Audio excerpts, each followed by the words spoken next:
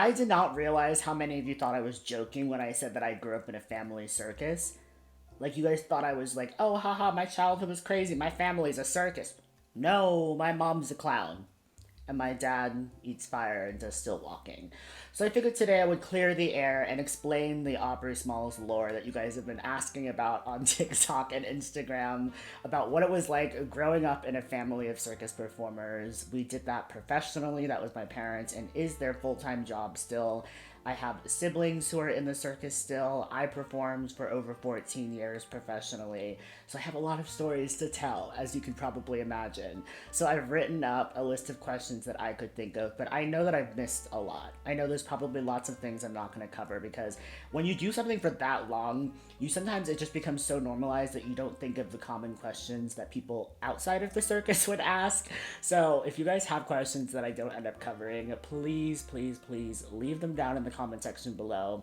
I will make sure to spend some time in there answering some questions. And if you guys want a part two, we might do that as well. But without further ado, I could yap forever. We're gonna get right into this video. And if you're new here, I'm Aubrey Smalls. I post about dwarfism, and you can follow me by hitting subscribe so you can get all of the new videos that I have coming this year.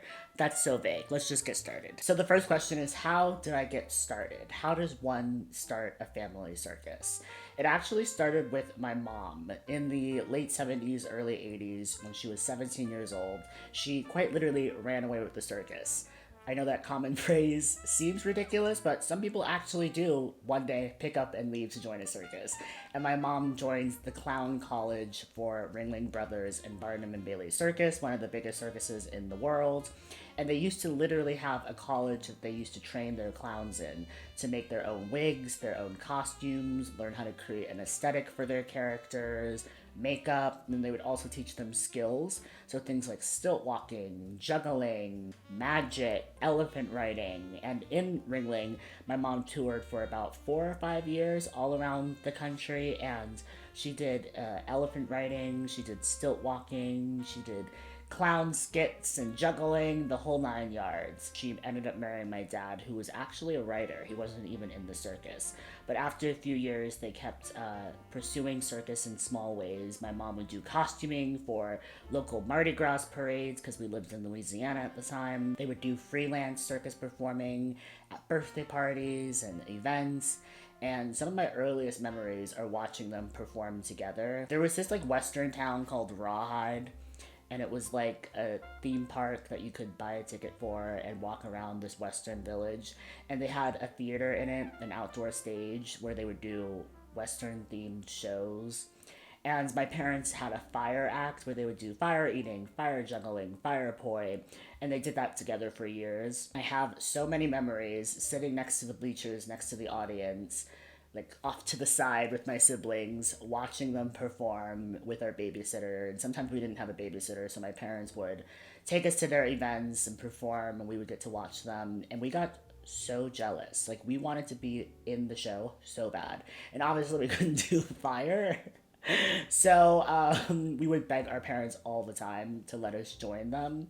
And eventually they caved. And that's how I personally and my siblings got started with performing. The next question I wrote down was, what did you actually do in the circus? What were some of your acts? So my family circus stayed local, so we didn't travel the world. We didn't join a big circus. We had our own show that was about, like, depending on the event, it could be anywhere from like 45 minutes to an hour plus. And me and my siblings and my parents all did different acts in the show. So we each had a set of skills that we had practiced and picked up, and we would use those skills to create acts.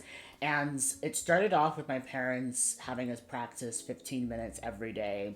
They gave us a plethora of options and bought us props, like circus props, and built us some to see what we liked the most. And we also were put into like ballet class. Some of my siblings did gymnastics to kind of start developing stage presence and skills, because dancing actually is a really great skill to have for so many. Like, there's athletes that take ballet because it teaches you a lot about balance, and at least for me, it taught me a lot also just about professionalism. We took a really like serious ballet curriculum, and it was a lot of fun, but it was a lot about, learning how to perform, essentially. But I personally picked up spinning plates, poi, miming, and I did magic illusions as well.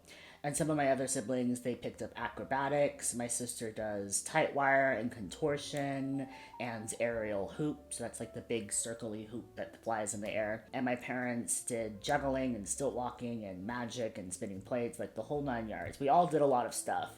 But specifically for me, I had a magic illusion act where I had a box that would come out on stage. I would pop out of it and show the audience that there was no one in there. It was like the small little square box. And then I would do a comedy skit with my dad. And at the end, I would make 3 people in my family appear out of nowhere. I also had a spinning plate act with my dad, and it was a comedy act. I had a poi act. Poi is when you have, it's like a ball attached to a long wire, and then you do tricks with it, and you're swinging it all around your body. And they do a lot of the times, they do it on fire. I'm not gonna do that on fire. That's the worst and most painful way to die. And my dad was really good and really safe. He has a whole fire act still, and he did fire poi, and I would always be sitting off stage like, this is the day my dad's gonna die.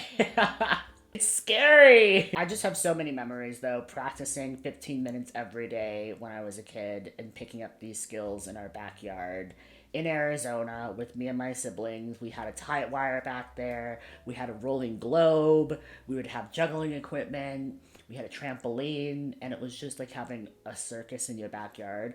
And the amount of times our neighbors, because we had like a brick wall surrounding our house, and the amount of times our neighbors, who were kids at the time, would peek their heads over and watch us because they could either hear music or they could hear us performing. And just so many memories of our neighbor friends when they were all little coming over and sitting in our backyard and just watching us or joining in and practicing with us. It was a neighborhood circus, you could say. Like, quite literally, everybody in our neighborhood knew that we had a circus. Even, like, the mailmen knew, because sometimes we would practice in the front yard in our driveway, and someone dropping off a UPS package would, like, pull up to her whole family doing tricks and juggling over people and flipping around, and yeah.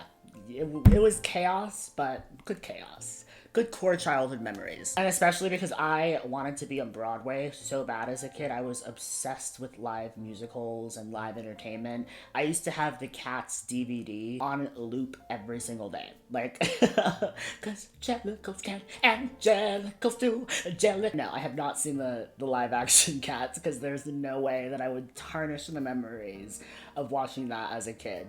Ever. Sorry. I know there was a lot of talented people in that, but it's not for me. Next question I have written down is, what was it like performing? So we didn't have events every single day. Our circus mainly did a lot of private events. So that includes things like a lot of big companies will hold these special dinners or gala events for their employees, and they'll rent out a big ballroom at a hotel, and then they'll want entertainment. So they would hire us to come, and we'd have a backdrop we would set up on the stage, and then we would come and do a performance for them. We also did a lot of like school carnivals or after school programs. So there was a few years where we actually every single Wednesday to a different school in our area, and they would have after school programs where each week the kids would get to do different things. So they would have sometimes a circus like us, or they would have, a wildlife expert come in and talk to the kids. But we would specifically do an hour show, and then we would do afterwards an hour of interactive circus skills with the kids. So every kid in the audience could come up, and we would have different stations set around their cafeteria where they could try different circus skills. So I would teach them spinning plates, my dad would teach them rolling globe, my sister would teach them tight wire, and they could get a little, dabble into the circus world. It really depends. I've done so many different types of events, truly. We used to work a lot with big circuses that would tour around the world, like Cirque du Soleil and Ringling Brothers, and they would hire us to do their advanced promotional work. So that just means that instead of sending out their own cast members to local areas that they were visiting, they would hire our family to go on TV to promote it, on the radio to promote their show.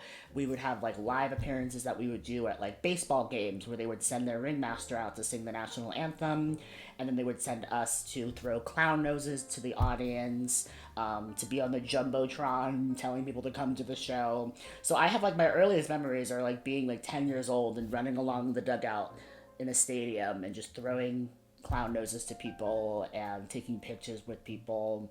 And it really, I think, from a young age, gave me so much confidence that I cannot imagine having or gaining through any other experience. I was such a social kid too, so I just loved it. I reveled in the, not the intention, but just the way that circus allows you to connect with people. And it doesn't matter if you even speak the same language or have ever seen a circus before. I was such a social kid, guys. I was the chattiest and most professional kid ever. So whenever we would do these promotional events, I would always be the person talking, and I loved it. We'd be on the news, and they'd give me the mic, and I'd be like, let me do my spiel. Let me promote the heck out of the show. I was such a social kid that I just reveled in being able to perform and meet people at different events, go on TV, go on the radio. I remember one time when I was maybe like 13 or 14 doing a whole press day for Ringling Brothers. We went to like 3 news stations in the morning. I was there at like 4 o'clock. Then we did a radio show afterwards. I'd be like in full glittery costume and doing skills and talking to the interviewers and promoting the show. And I just felt so accomplished. Like, it was just so nice as such a young kid to be able to do something that you felt good at and that other people thought you were good at. And I think especially as a little person, I think it just gave me a lot of confidence, and it allowed me to be seen as something more than just disabled. And there's nothing wrong with being disabled, obviously, but sometimes just in life, people can look at you and see your physicality. So the fact that I had dwarfism, instead of seeing me for the person I am, seeing my personality, or literally anything else but my height. So being in the circus was such an awesome way of kind of convincing people to have a different perspective on the dwarfism community. We also did a lot of birthday parties for people, and I always thought that was so funny because half the time we'd be performing these elaborate shows for like a 5-year-old, and I'd be like, they're not even gonna remember this. They're 5. But nevertheless, we did a whole spectrum of events from grand openings. There was this like 2-3 year period where I swear there was a new megachurch opening every single day in my state, and they kept having us perform after every service. So we would set up outside the church, and then as people came outside from the church services, we would perform. And you know how these megachurches do like 60 services a day? So we would just be like this constant loop of shows all day long for people coming out of church. Random! Like, imagine going to a church and then outside there's a circus? So, I don't know. Another question I wrote down was, how did having dwarfism affect your job? And I think obviously we know there's a really harmful history of little people in the circus world that originated back in the freak show era. And although it's provided jobs for people with dwarfism throughout the years, sometimes it's like really exploitive and degrading. And they're used essentially as a prop or a gag in the show. And I was really thankful that my parents were always super conscious of that. My mom, when she was with Ringling, was friends with lots of little people and got to see how hard they worked and how capable and talented they were. I mean, there's little people who are acrobats, who are, one of my favorites is Alan Silva, who was on America's Got Talent and was in Cirque du Soleil for like, I think like 20 years. He was in Big Apple Circus, and he's an aerialist and an acrobat and so talented. So I was really happy that I was able to develop skills and perform in a way that wasn't harmful to me and my, exploiting my disability. But sometimes stepping on stage for the first minute or two, audience would have this reaction that was like, oh my gosh, it's a little person, oh my gosh. I would hear kids yelling midget, kids would start laughing, and over time, I would win them over. Because I'm charming, duh. But it was definitely a challenge, and depending on the type of event, if it was a lot of kids, it would be really difficult at the start of the show to kind of get them to ignore the fact that I was a little person. And then with later on, which is, we'll get to that later, but later on I eventually stopped working in the circus because every job that I would get booked at, they would basically just be hiring me to be a little person at the event. They would call me and call our agents and be like, we want Aubrey to come and do spinning plates or magic at this event. And then I would get there and they'd just be like, stand at the door and be basically the dwarf bouncer. And it's like, no. So it was both positive in the ways that I was kind of able to shift people's perceptions of little people in the circus world, because circus is a really, really beautiful art form, and there's absolutely no reason that little people should not be allowed to have space and equity in that area. But at the same time, a lot of circuses don't value the contributions of little people and performers with dwarfism, so it could be hard if there's no positive intentions behind the acts with dwarfism. And even though I did comedy in the show, it was never comedy that was based around my height. It was comedy that was based on the skill set that I had and the talents that I had. So it was way more positive than other iterations of Little People in Circus that I've seen, and I'm very thankful for that. Another question I wrote down was, what was your favorite part? And definitely, as I said earlier, I was a really social kid, so getting to perform all the time, and especially in new areas, was so fun. I really enjoyed getting to connect and go into the audience during parts of the show and do interactive moments and play off of the crowd because I just really love that connection. It's so different than acting, it's so different than theater. I feel like both of those are very, you're performing for an audience, but in circus, you really get to connect with them personally. Like, you get to go up to the audience members, and there's one act that I did spinning plates. And after my act, I would go into the audience with the spinning plates and allow audience members to try the skill. And I thought that was so fun. I hate when circuses call on audience members to come on stage and then humiliate them. I When I go see circuses and I do that, when I see that, I'm like so uncomfortable. I love typing up audience members though, especially because in every show there'd be that one audience member who was always so supportive during your acts. They would be clapping, they'd be hollering for you. So when it came time for my interactive moment, I would always be like, and I'd bring them up on stage. I would help them do some tricks with the spinning plates. I would gas them up and just make them feel really special because I know what that felt like when I've been at, like, when I was a kid and I had lots of surgeries. I'd be in a wheelchair and my family, to help me cheer up and recover, would take me to Disneyland. And I have so many memories of cast members during parades or shows specifically coming up to me, bending down at my level in my wheelchair, and making me feel special and seen, or making sure that I felt included. So I knew what that felt like at a young age, to be singled out in a positive way and made to feel special. So it was really important when I later on had the same opportunity in the circus, did that. So any opportunity that I had to break the fourth wall, there really is no fourth wall in the circus. We didn't use dialogue in our show very much, besides react. We didn't use dialogue in our show a lot, besides just reacting to whoever we were performing with on stage. But we did definitely play off of the audience and acknowledge the audience a lot in our performances because, unlike theater where you're performing a scene to the person on stage with you, circus is performing like outward, if that makes sense. Like, you're performing to the audience. So it was a lot of fun. Oh my god.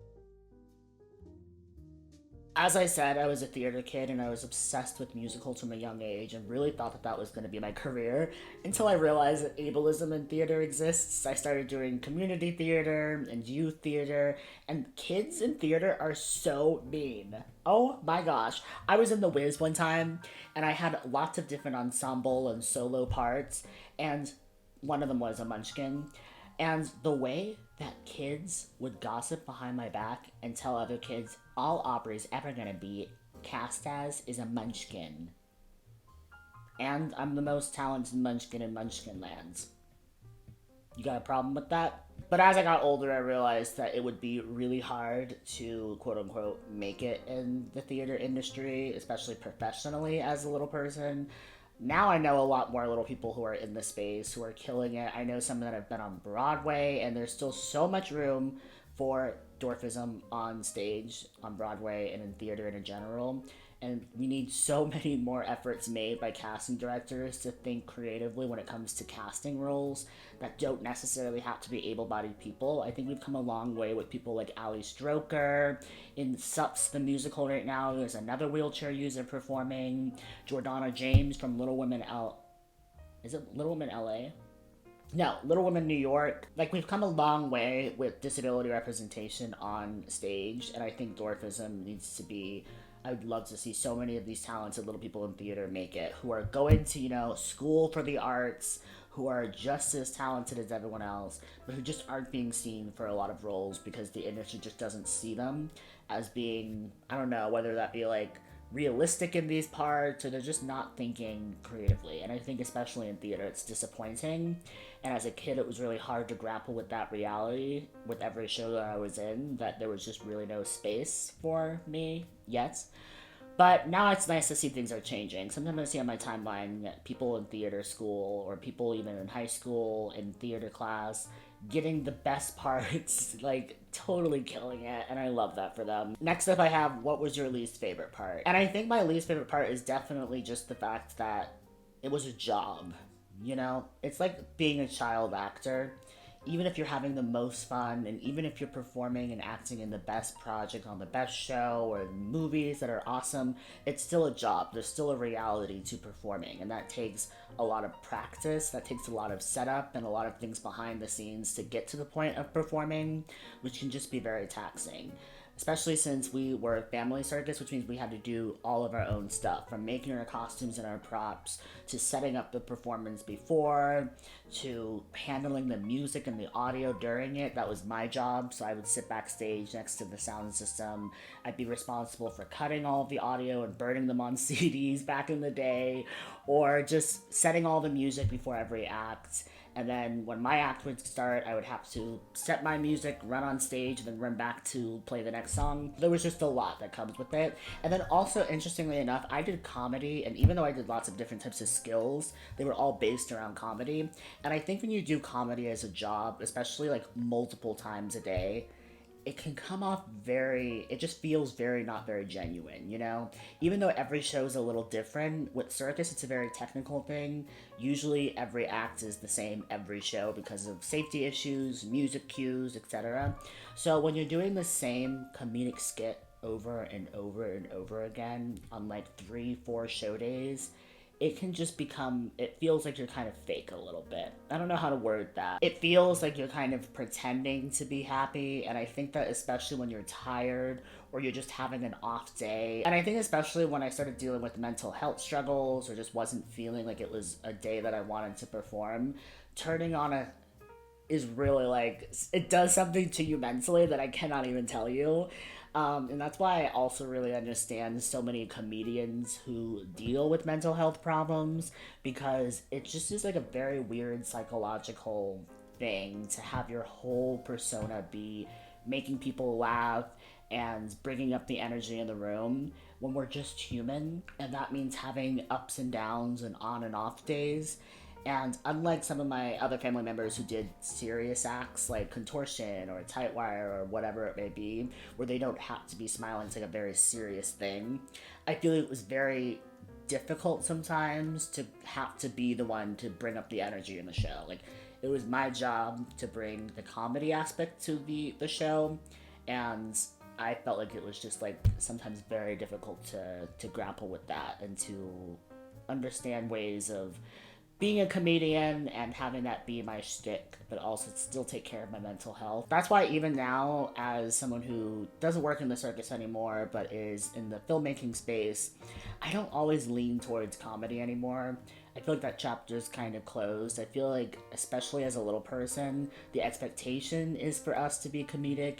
And that goes back to like thousands of years ago when little people were used as comedic entertainment for people of power. So I think just in society in general, when they see a little person performer, they don't assume dramatic actor or serious performer. They think, okay, you're gonna do comedy, right? And I'm just really excited to explore a different performance styles now in my life, you know? And that leads us into the next question, which is, do I still work in the circus? And the answer is no. I think the last show that I ever did was in 2019, and we'll get to that story in a second. But overall, the reason I stopped was because although my other siblings could get booked for events and be respected and valued by the clients, me, once a client figured out that I was a circus performer with dwarfism, they kept doing bait and switches on me, where they would hire me to do a skill like walk around entertainment. So they'd be like, we're having a big gala event with lots of guests sitting at tables eating dinner, and we want you to walk around the event, meeting and greeting people, doing spinning plates or magic or whatnot. And I would get there, and they would essentially just want me to be the little person at the event. And there was one instance in specific where it was a Halloween party, which is already a red flag. If you're a little person and they're like, hey, do you want to come to our Halloween party? To do what? But it was a family event. We had an agent at the time who was booking me for the event, and they were like, "It's a family event in a neighborhood. It's a very family-friendly neighborhood. They want you to come do spinning plates at the party," and it was only like 2 hours. I was like, "Okay, sure, why not?" We get to the event and start talking to the photographer as we're getting ready and setting up, and they start telling us how there's no kids at this party. All of the kids in the neighborhood are being babysat separate because all of the parents are coming to this party because it's notorious for being a party that stuff goes on inside. The guests aren't even allowed to have their phones in the party. And then we find out that they want me to stand at the door pouring champagne for every guest and making them drink an entire champagne flute before they walk in. And they hired this huge bodybuilder muscle guy to stand next to me and be like the bouncer, and I was essentially the dwarf at the front door. And this is a common thing that a lot of little people in entertainment experience, whether they sign up to do that knowingly or they're tricked into doing these kind of scenarios. But I was 18 years old. I had never had a drink before. I didn't know how to pour champagne. And it can become very, like, you freeze in those moments when it's like you're told this 3 seconds before your shift is supposed to start. They've already paid you, and it's kind of like you feel like you can't really have a say. And I told the agent afterwards, hey, can we just be a little bit more, like, can you ask a few more questions when you're booking me for these things? Because I'm not comfortable with stuff like that. And they had the audacity to be, you should be grateful for the opportunities you're given. I know lots of people who would want to do that. I don't see what the problem, you don't see what the problem is being treated like a prop at someone's party. And it was like a really rich, bougie neighborhood too. Like these were rich people. And it just felt like I was being used by a rich person to be an object. And I don't really think anybody would really want to feel like that. There's a big difference between being hired to do something that is your job and you're skilled and talented at, and then hired to stand and be objectified, and especially at 18 years old. Like, no. So that was really like that was such a wake up call and such a moment where I realized I don't think I want to do this anymore. I don't think I want to just be offered jobs to be a leprechaun or a Christmas elf, because that was what it started leading into. After the economy crashed, people started being way more selective with hiring circus performers. And I don't know what it was about that shift in entertainment that it was just like I was only getting calls to be a leprechaun and only getting calls to be a Christmas elf. And there were so many instances where I would be called and hired to do a performance at an office building, and they would tell us it's like, oh, we just hit a big milestone in our company, we want you to perform. And I would get there and they would have me like surprise the CEO because they had a thing for little people. And it was like, I'm not an object. Like one time it was literally like they hired, the CEO hated alpacas and I guess had a thing for little people, so they hired someone to come and bring an alpaca into an office, and then me, and then hit us in the cubicles and had us pop out. And when I tell you, this alpaca was looking at me like he was going to kill me. I will never forget. I hated that thing so much. Sorry. It was worse than being used as a prop. So yeah, there was less jobs coming in, and the ones that were coming in were really detrimental to my mental health and not aligned with the literally decades plus of work that I had done to perfect skills, and I had performed on stages in front of thousands of people in stadiums and arenas, and had really built up a really impressive resume. So it felt like such a degrading step back to be reduced to just a little person when that is just one part of my existence and identity. And so many times when performing, people would be like, I forgot you had dwarfism. Because it just doesn't become relevant when you're doing like stacking up spitting plates and balancing them on your chin, or doing magic illusion acts when making people appear out of nowhere. People just forget the fact that you have a disability, which is good. I'm very proud to have a disability, obviously, but we have a big problem with people looking at people with disabilities and being like, I can't imagine being like that. And we need to change that narrative.